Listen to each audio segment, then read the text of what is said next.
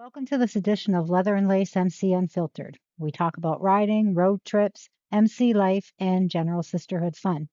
This episode may or may not contain some sketchy language, and it may inspire you to go out and purchase a motorcycle. So here's your warning.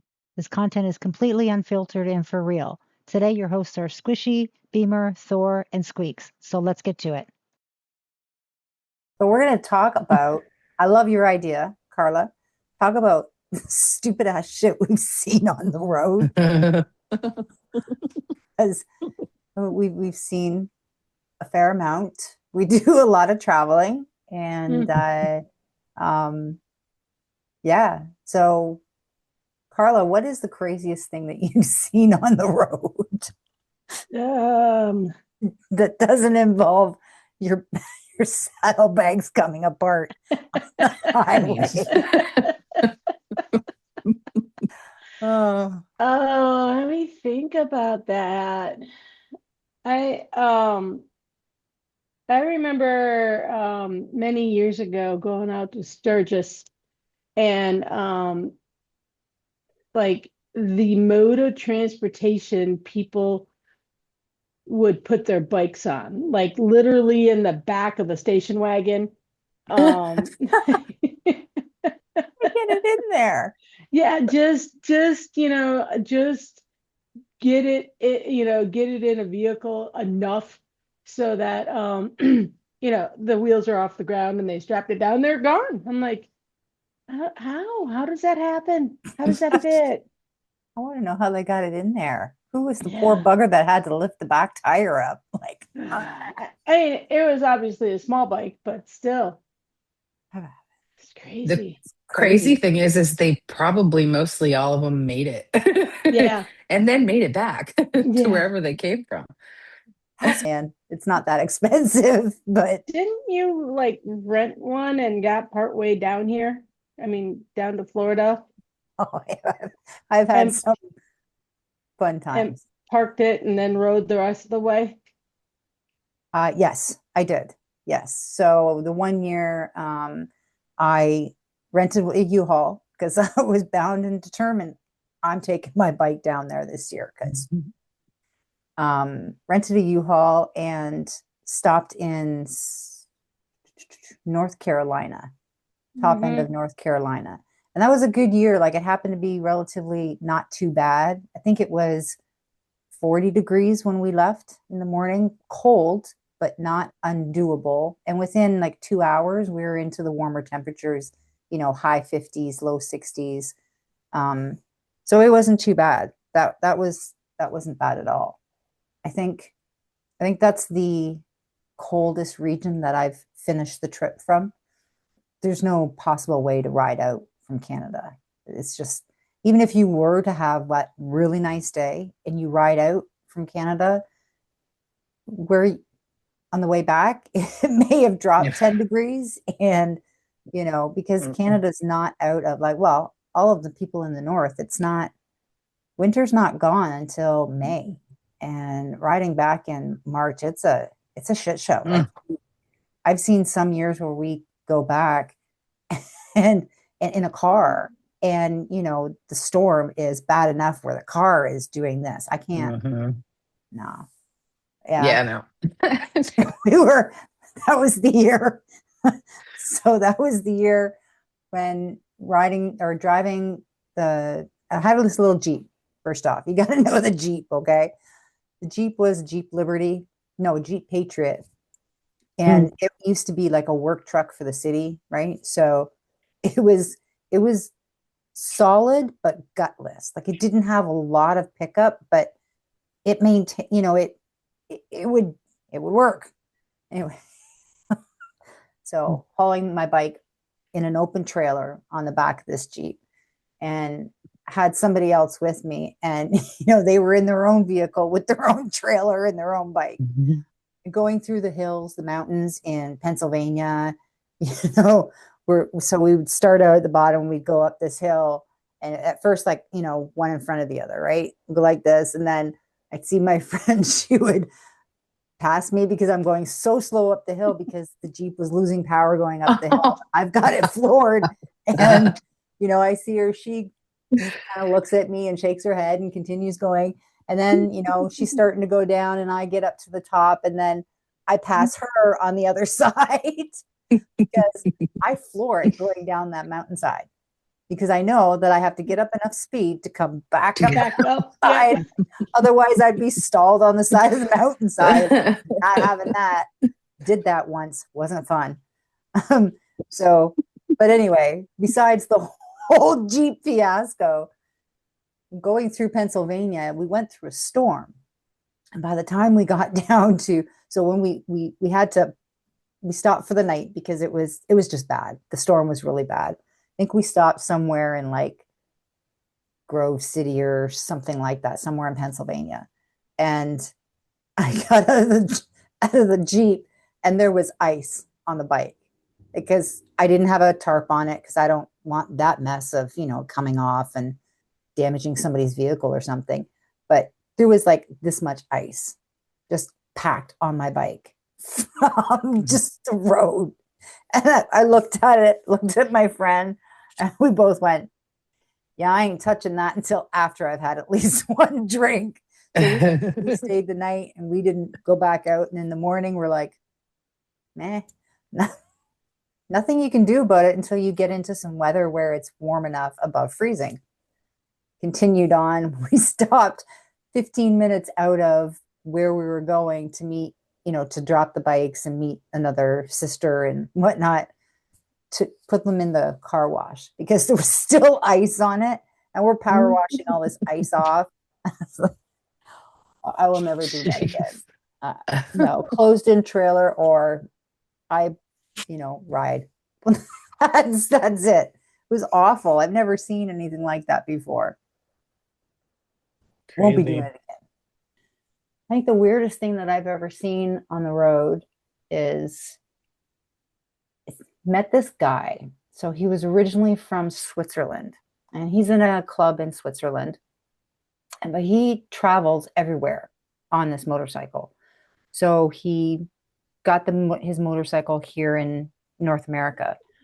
And I met him and it was December, the end of December, because it was just before Christmas. I was going to a club's Christmas dinner event kind of thing. And he rode his bike. And I'm like, you rode here. Yeah. Oh yeah. So go outside to take a look at his bike because I'm like, how? No, I don't understand. So, because there's snow on the ground and ice. Dude had chains wrapped around his tires on his motorcycle so that he could handle the winter riding. I've never seen that before. I mean, I've heard stories, seen the YouTube, but I mean, to actually see somebody on their motorcycle with chains wrapped around it just so that they could plow through the snow. Kind of had a little bit of respect for that, because he likes riding so much. He doesn't want to be in a car. And got to talk to him a little bit. And I guess he's had some interesting road stories too. But I guess the reason why he put the chains on was because he had gone through an area in Quebec, I believe it was Quebec, that, there was a lot of ice. So in Ontario and Quebec, we get a lot of the ice storms as well as the snow and everything else. But ice is because we're so close to the lakes, right? So we get a lot of moisture and it comes down. And so there's a lot of ice storms. And he was riding through Quebec and he could not keep his bike on the road. He kept on falling over as he was riding. And he's telling me the stories like, thankfully, I wasn't going very fast because I couldn't get up enough speed to go anywhere. So he decided to put chains, but he helped him rig these chains on his motorcycle to help him ride through the snow. Like, wow, had a lot of respect for it, but at the same time, I'm thinking, you're fucking crazy. Yeah. I mean, Ontario highways are no joke, I mean, it's crazy out there. And he took it on the highway. He rode his absolutely everywhere. I think that's probably the Wow. craziest thing that I've ever seen, besides, the normal stuff like your luggage packed, 4 feet high off your bike. I've seen that. I've seen a woman who was too short for her motorcycle, so when she, stop at the stoplights or whatever, she literally had to hop down and have. I saw that a lot when I was in Japan. Yeah, yeah, and especially on the sport Hmm. bikes. Now Hmm. this woman was a cruiser that I've seen, but I think that short people problems, right? I'm thinking, just lower the bike. I don't understand. Like, you can lower those, like, you can lower the shocks on your bike and give you some more space. But that was pretty crazy. There's one guy that I see every year up here at Laconia Bike Week, faithfully for probably like the last 10 years. Yeah. Um, who, I mean, his bike is it's all like redone parts with tools and um all these miscellaneous parts, and it's a really cool looking bike. But the cool thing about this guy is he always has his big sheepdog in the sidecar with the goggles on. Same guy, same dog every year. I mean, it's awesome. And he'll go in somewhere and the dog will just sit there in the sidecar and he'll look around and everybody stops and gawks at him, and he's just cool as a cucumber, just sitting there looking around all the time. But There's yeah. that's funny. You see that a lot. Like, you see a lot of people that ride sidecar with their dogs, their bigger dogs. Hmm. Um, I know somebody else from a different club that the club's not around anymore, but and he had a sidecar and he always took his dog with him. I'm not really sure why he would take that dog to public places around other people, though. The dog wasn't friendly. Ooh. And I'm kind of imagining, I mean, now I think about it and I try to picture my dog in a sidecar with people wanting to come, oh, look at the puppy. I'm thinking that would not be a good thing, but it was, yeah. That I often thought, get a small dog because you can get those little carriers, right? Hmm. But on the bike, it'd be kind of cool to travel with a puppy. But then I thought, oh, if I ever go down, that's bad enough. I hurt myself on my motorcycle, but my dog, like, how do they Yeah. survive that? So one of the things I've seen is they cut holes in their saddlebags. Yeah, I've seen And that. the little dog head sticks up, and that had me worried. Like, at least when it's in the thing on the back, at least the dog is in its own space. But then, like, you put him in the saddlebag and just its head is out. That makes me nervous. Mm, I've also seen it where they have like one of the metal dog crates that they turn into a trailer, and they attach it to no, to the back of their bike, and they got their big dogs in that crate. Whoa. I don't know about that. I don't think I would be able to do that. I mean, like those little single axle little teeny trailers. Yeah. Yep. My dog would be like milkshake after a Hmm. while I if I he didn't didn't see tip him it. on a highway with it, you know. Yeah. I seen him. It was at an event I was at. I saw it there, but I can't imagine it going that well. My dog would make us crash. He would see people and he'd jump, he'd leap, he'd like roll over. He does like the alligator roll, the roll. And he's 96 pounds. We wouldn't survive. No. He'd see No. people and he'd be like, people. And then yeah, it wouldn't Mm, be good. Yeah, no. my dogs would be the same way, but yeah, combined they don't even reach 96 pounds. There's this guy. Oh my God. Okay, I have to rescind my earlier comment. The strangest thing that I've seen, and I used to see it every year. It just reminded me of it because he used to travel with this little dog, and it was like a little pug or something like that. But we called him Thong Man. He So didn't ride here, in the thong, did he? Oh boy. that's only the tip of the iceberg. So Oh in boy. Ontario, we have Port Dover, and many, many, many years ago, somebody decided to do Port Dover Friday 13th. There's a little bit of history about where it comes from, but it's not relevant to the story. So Friday 13th is kind of like a Laconia, but in a very, very small area.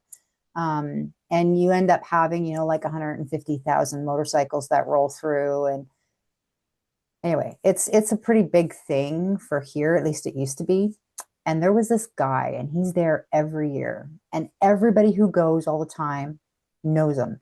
We call him Song Man. No idea what his name is, but he has been in the papers. He's been on TV. He's been, but he literally wears a thong. And anything else? No, no. But the thong, well, occasionally, so he's very festive. And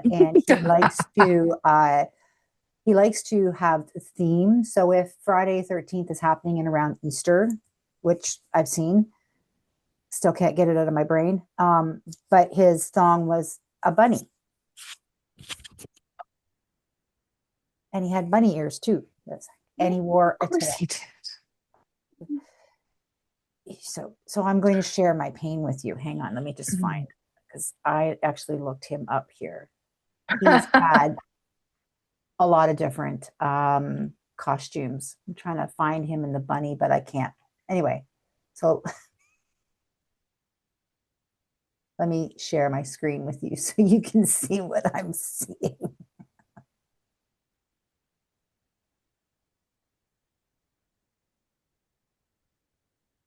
Oh no, it's loading. Wow. Oh, yeah. And so he's riding his bike and he rides a what Chain Honda. around his waist.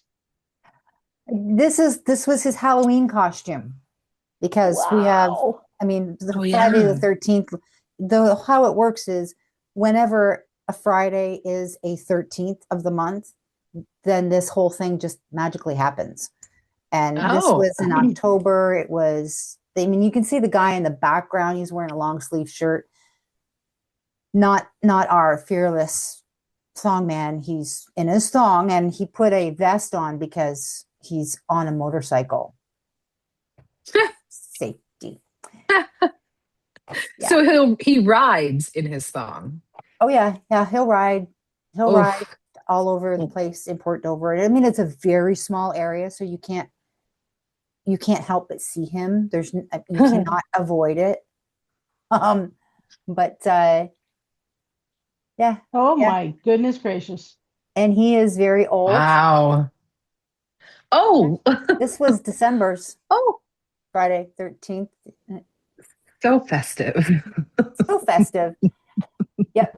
But he is like a local how do I stop sharing this? A local icon kind of thing. So he's Port Dover's answer to the Naked Cowboy. Yes. What's the Naked Cowboy? Carla's going to tell us. You see him in Times Square, New York. He is out there in his tidy whities and his cowboy boots, and he plays his guitar. I've heard about that one. A couple of other sisters told me about that. Yep. I was in New York for work, and I had a couple sisters come stay because my hotel room was right off Times Square. So I went to work. They wandered the city. And we ran across Naked Cowboy. Wow. You gotta wonder, right? I mean, so besides the fact that you can poke fun at it all day long, it is a lot of fun.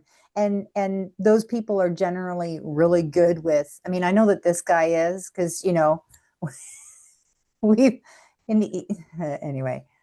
you can poke fun at it all day long, but you got to wonder about their sense of self. I mean, they are obviously extremely comfortable with who they are. And, I mean, it's kind of frightful, some of the, the amount of skin that you see, but they're totally comfortable with it, and that's a wonderful thing to see. But still, and didn't I want to know if any of you just kind of wanted to walk right up, grab the back of his tidy whities and go, I would have done something like that. I mean, I've snapped Thong Man's thong because, dude. It was a Friday at this concert that we were at. There was a guy walking around in do you remember he was like suspender shorts. Oh, Okay. yeah. So Yep.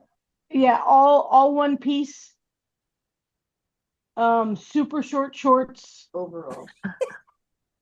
He wasn't not the overall Like guy, the Daisy other guy. Dukes. Yeah, like Daisy Dukes with the built-in shorts. They were the Stars and Stripes. Oh my His God. belly was hanging out. Oh yeah.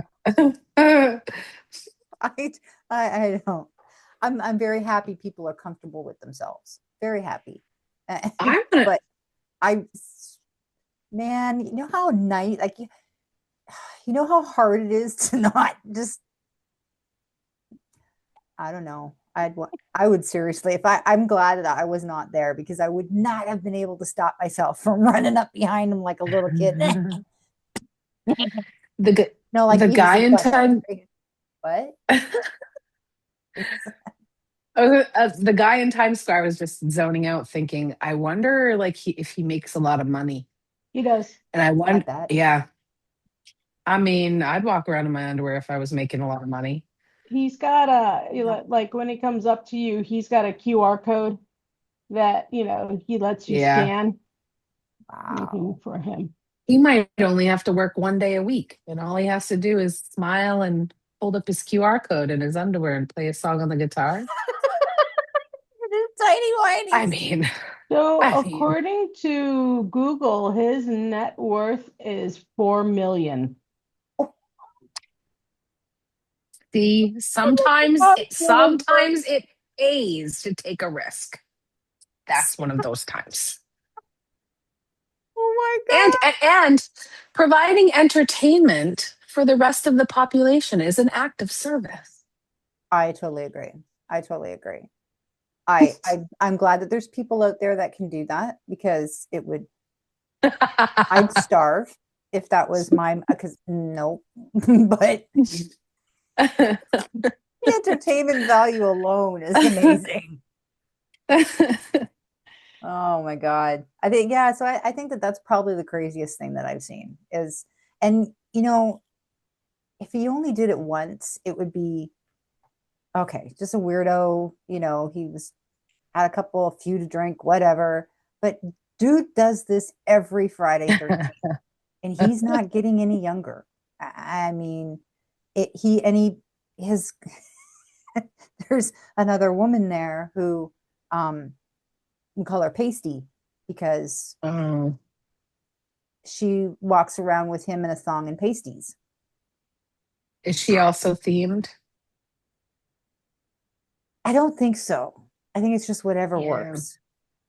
Yeah. I'm like, how do you color coordinate that? I'm kind of wondering, maybe she calls him and she's like, all right, dude, what's your color? And he's like, oh, I'm going to do the bunny theme because it's Easter. Okay, I'll pin a tail on me and I'll wear the white thong. Is that how it works? I don't know, but they're color coordinated all the time. And she didn't do that for too many years, though. It was only maybe about 4 or 5 years that she did that. But still, they're Yeah. both in their 70s or 80s. I think Thong Man is like in his 80s now. Anyway. Do you Yes, know how Canada long is he's been? wonderful, beautiful, and fucking weird. Do you know how long he's been doing it for? Oh my God. It's gotta be like, I've seen him every single year, and I started going there in 1996. Okay. So That's a good 30 run. years. There would be, I don't know if he's still there. I have a feeling, yeah, no, some of these articles are from last year. So, yep, That's a 30 good years, run. I mean, right? And he that's doesn't a ask for commitment. money.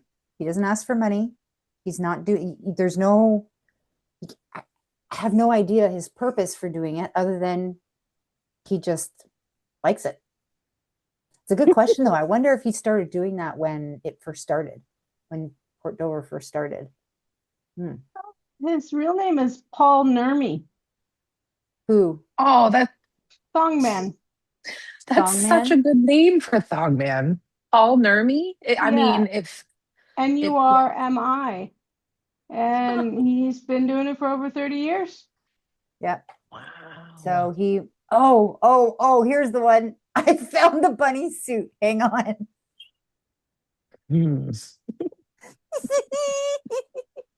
Sorry. I shouldn't find this so comical, but I really, really do. I Okay. guess he was in a really bad car accident in 2018. Oh, wow. Oh, he even has mittens on for his little bunny suit. Is that the Energizer drum? I think so. It is. You see Thongman? The Energizer bunny, and it was not warm. Yeah, so 76-year-old. Wow. I don't know when I this mean, was done, but he looks pretty 2019. good for pretty good for being that old. Yep. So this I would have mean, been, that's why he's got the cane, because That's like you the said, year after Carly, the he had an accident. accident. Yeah. But crazy, right? I mean, wow. yeah, pretty cool. But look, he's making us laugh. So glad he has done that service. And he's a 30 relatively nice years. guy. I mean, when Yeah. I went over and literally grabbed the side of his thong and he just thought it was hilarious. He's got a really good sense of humor. He's a decent guy. I've just never asked him his name. He's always been Thong Man. Oh, does that make me a horrible person? No, I don't think so. No, it's just Google told me his name. Yeah. And when he's in character, he is Thong Man. So Right? Well, if this is the worst of the crazy ass shit that we've seen, and I think that I don't know, I think that it'd be cool to get everybody, all the sisters together and just talk about the craziest things.